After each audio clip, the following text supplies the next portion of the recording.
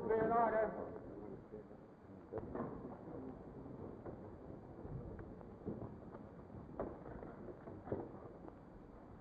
President, Mr. Speaker, ladies and gentlemen of the Legislature, and friends, I appreciate greatly the honor and privilege of appearing before you. And I should like to say at this time how much Mrs. Rockefeller and I are looking forward to the added pleasure of receiving you in the mansion after this session.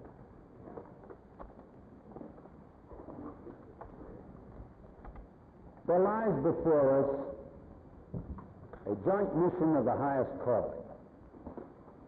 That mission is to achieve a resurgence of human progress in New York State based on accelerated economic growth. The ultimate purpose of our effort is to ensure the opportunity of each individual to attain his fullest potential and achieve the maximum development of his own capacity. The fulfillment of our mission will demand a high degree and quality of leadership. It must be the brand of leadership that brought the Erie Canal into being nearly 150 years ago and helped put New York in the forefront of the nation's economy. This same kind of leadership led to the construction and development of the Thruway, the St. Lawrence Seaway and Power Project. This kind of leadership has in the past enabled New York to pioneer in social advances and to create great cultural and intellectual institutions. It must be the type of leadership that reaches ahead to seize the opportunities of the nuclear age, to generate a new era of progress. We need not only to focus sharply on the problems of our times, but to anticipate the problems of the future as well. We need to chart courses which will achieve basic solutions. We need to act decisively to shape emerging forces and to avoid drifting into emergency and crisis. The time lag between planning and action has lengthened with the growing complexity of modern life. Basic planning is an essential in attaining our long-range goals. What we plan and do today affects the shape of events for years to come. An outstanding example of the kind of present and emerging problem to which I refer, and which calls for the kind of leadership I have described, is that of our great metropolitan area. I view this complex problem as a major challenge of today. A number of specific recommendations in this measure are directed toward the solution of various aspects of the metropolitan problem. In recent weeks, I have sought to lay the foundation for exercising executive branch leadership that our state so urgently needs. I have already made appointments to 32 key officers. These are men and women of the highest ability and integrity. They will participate in the formulation and recommendation of policy with respect to their particular areas of responsibility. And I plan to meet with them regularly as a group. Turning now to those matters requiring your particular attention, I should like to discuss with you the major concerns of our state in 4 parts: our fiscal affairs, our economy, individual and family life, and the administration of our laws.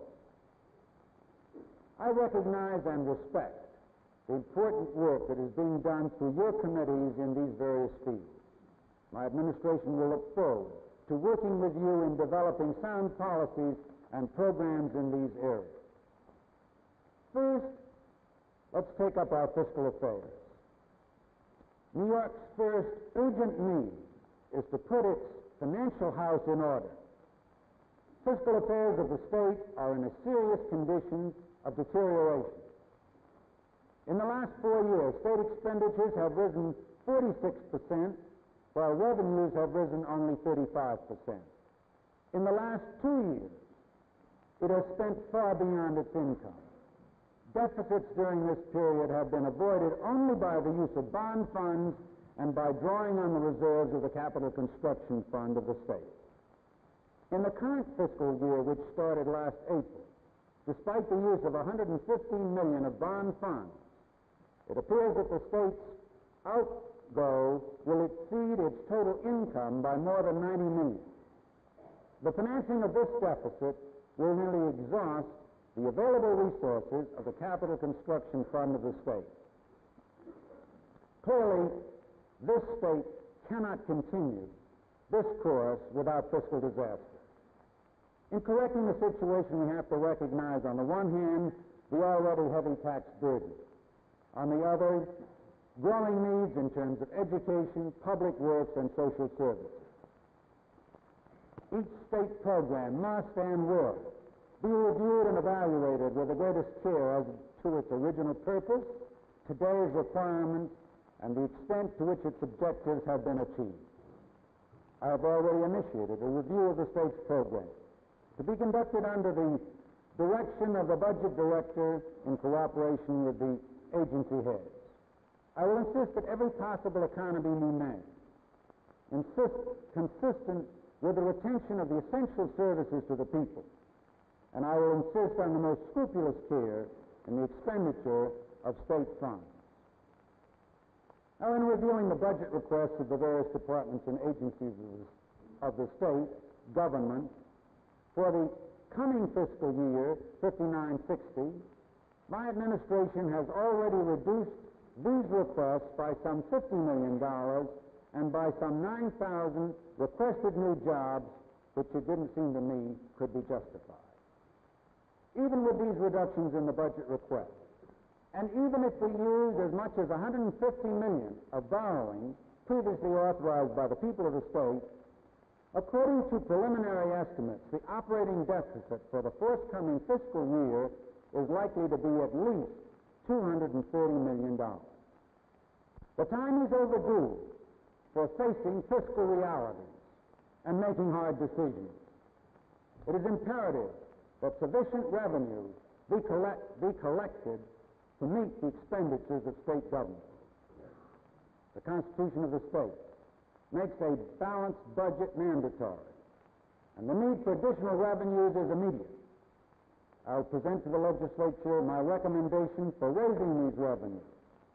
Much as we deplore the fact, conditions require additional tax revenues now. The situation confronting us calls for forthright action. A sound state fiscal structure is basic to our economic and social progress. And I would like to point out that the estimated expenditures on which this figure is based do not include any major new programs of my administration. Now, I don't need to remind you, or your honorable bodies, that 61% of the state's general fund expenditures is returned to the localities to help support schools, public health services, child welfare programs, assistance to our needy aged, roads, and for other important purposes. These are the vital human needs of our families that we cannot ignore. Now, we must face the fact that our steadily rising population will, under the terms of the state aid laws already in effect, result in constantly increasing state expenditures. Over the long run, increased state expenditures can and should be financed by an expanding state economy, which will produce more job opportunities, greater income, and increasing revenues for the government under a stable tax structure. Now let's turn to Part 2, an expanding state economy. The well-being of the people of New York depends on the vitality and growth of our state economy. A vigorous and growing private economy is the basic source of jobs and income. As the rate of economic growth increases, so also will increase the number of job opportunities and the opportunities for better earnings. These principles are fundamental, but they are too often overlooked in the formulation of public policy and in the administration of state government. The fact demonstrates that our state has been failing to keep pace with the economic growth trend of the rest of the nation. Further, it is lagging behind the income growth rate of most of our neighboring states. Business and industry, representing thousands of jobs, have left for other states.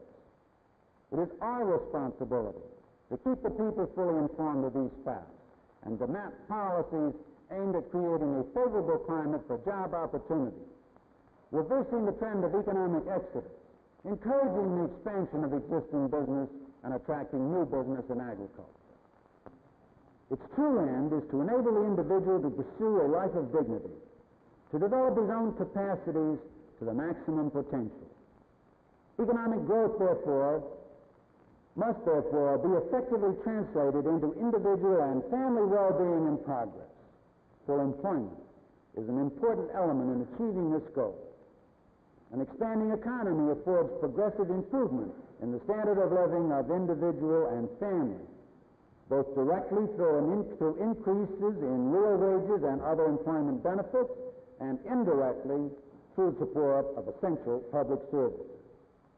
In this part of my message, I will discuss those areas in which I believe the state should take positive action, which will serve to enrich individual and family life in our state. First, cultural development. I've suggested that the ultimate goal of economic growth is individual self-development. By this I mean the fullest possible realization by the individual, not only of his material well-being, but also of his spiritual, intellectual, and cultural capacities. I believe our society should afford greater opportunities to the individual for cultural expression, participation, and appreciation. In achieving this, New York is in a unique position. Its existing cultural resources are manifold. Throughout the state, we have great historic institutions, universities, museums, libraries, symphony orchestras, theaters, and schools of art.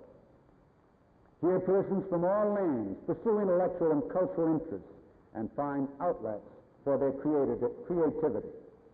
This activity represents an amalgam of all the great cultural traditions of the world. I believe the state has a responsibility to help expand these cultural resources, to increase their availability, and to encourage the enjoyment and appreciation of them by our people throughout the state. Today, one of the greatest cultural developments of modern times is taking place in our own state, the Lincoln Center Project in New York City. This is dedicated to the furtherance of music, opera, drama, and the dance. This significant undertaking will be a source of inspiration and satisfaction to the people of this state and the nation.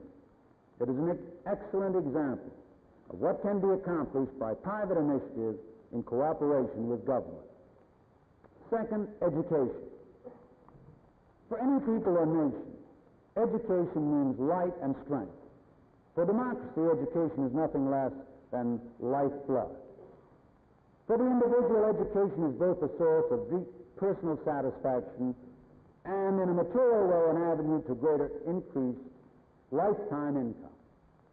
The challenges of our formal system of education have never been greater than they are today. New frontiers of knowledge, the corresponding needs of society for new talents and skills, the rapid advance of other nations whose philosophies contend with ours on the world scene. These are all part of the challenge. In meeting it, we must act with awareness that the problems of education are not static but continuing and growing. We must further accept the fact that the cost of meeting the educational challenge will steadily rise. Enrollment in New York's elementary and secondary schools will increase by nearly 1 million by the next decade. This underscores the dramatically urgent need for more teachers and more facilities. The process of expansion must be orderly but rapid. Toward this end, I will give all possible support to the work of the Board of Regents and the Education Department. There are 3 specific steps I suggest for immediate action. I recommend first the continuation of the special additional state aid enacted by your honorable bodies last year on a 1-year basis. This legislation is providing some $53 million of additional state aid to our localities in the current school year. The budget I will present to you includes the necessary funds for carrying out this recommendation. Second, I will work with the Education Department in ascertaining how the state might expand its technical assistance to school districts to promote higher quality school construction at lower cost and to strengthen their educational programs. Third, I will institute with the Education Department specific procedures for the continuing review of minimum salaries, pensions, and all other aspects of the financial security of our teachers. Enrollment in the higher education in New York will nearly double in the next decade. This sobering fact provides a rough measure of the expansion for which we must plan and act. Our goal should be that insofar as possible, no student who has the capacity and the ambition to attend college is deprived of that opportunity. New York has outstanding higher education resources, both public and private, which should be mobilized and expanded to take care of this need. There should be a clear plan and program of expansion which will meet this doubling of enrollment. The development of such a plan requires the close collaboration of many groups: the private colleges and universities, the trustees and officers of the state university, municipal colleges of the city of New York, community colleges, the Board of Regents, and the Education Department as a whole. I shall do all within my power to help achieve this close collaboration. In addition, to develop a basic plan of expansion, there is need for immediate steps to strengthen higher education. My budget will include increased scholarship funds called for by present authorizations and other forms of support for higher education. At the general election of 1957, the people of our state gave overwhelming approval to a $250 million bond issue to finance a program of expansion for the state university. I'll do everything in my power to facilitate the completion of this construction program with dispatch. Responsible labor leaders have recognized that financial abuses exist in some unions and have taken action seeking to eliminate them in their unions. The AFL-CIO union have adopted a code of ethical practices and have taken disciplinary action against violations. But the labor unions cannot do the necessary job for themselves in every instance. I believe that government should support these efforts by legislation. I recommend, therefore, the enactment at this session of legislation to help safeguard union funds.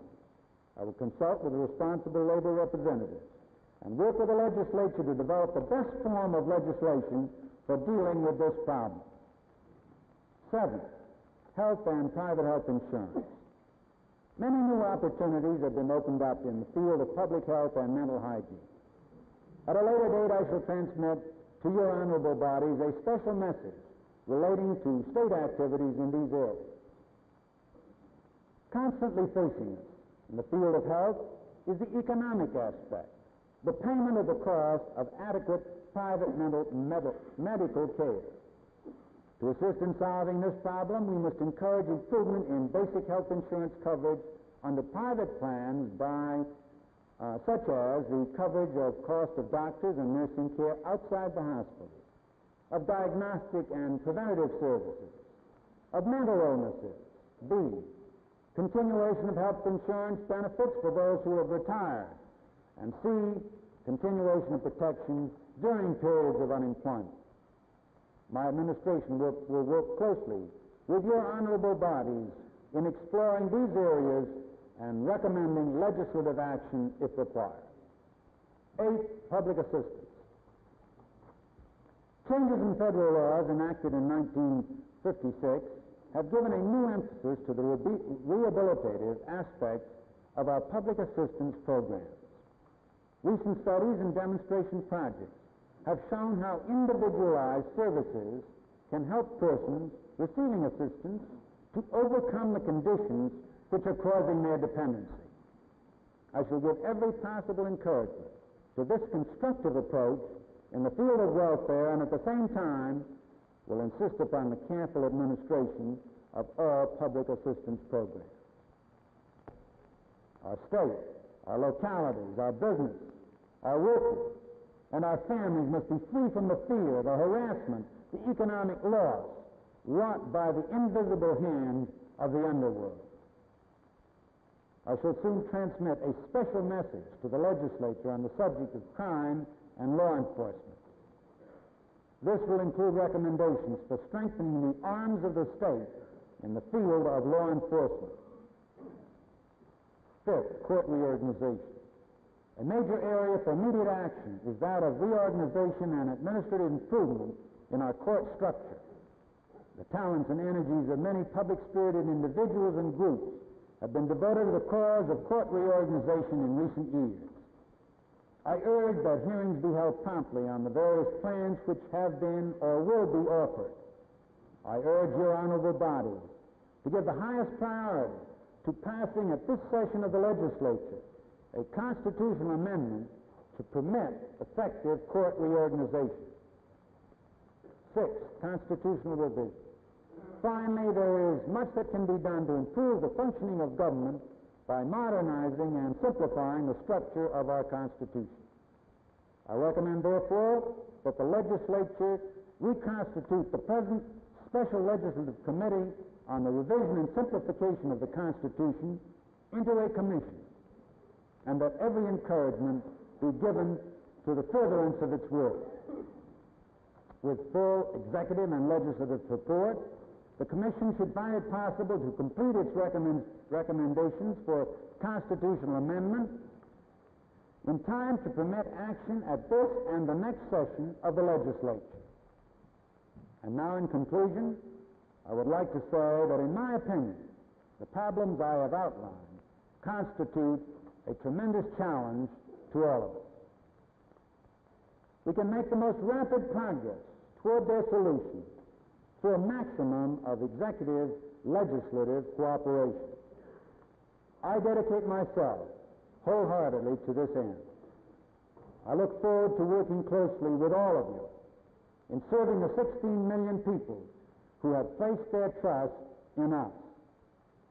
I'm confident that a spirit of objective study and painstaking endeavor will guide our action. With the help of Almighty God, may we serve diligently and well together to bring about the better future to which the people of our great state aspire. Thank you very much.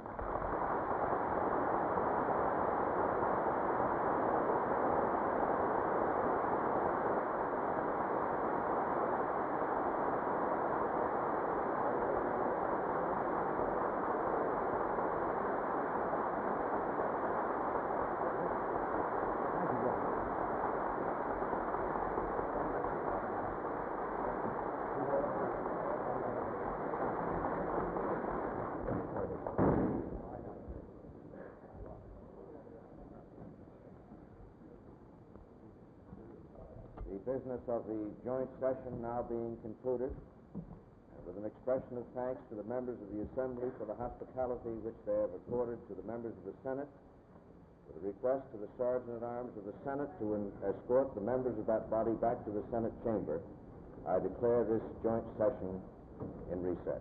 Adjourned, as a matter of fact.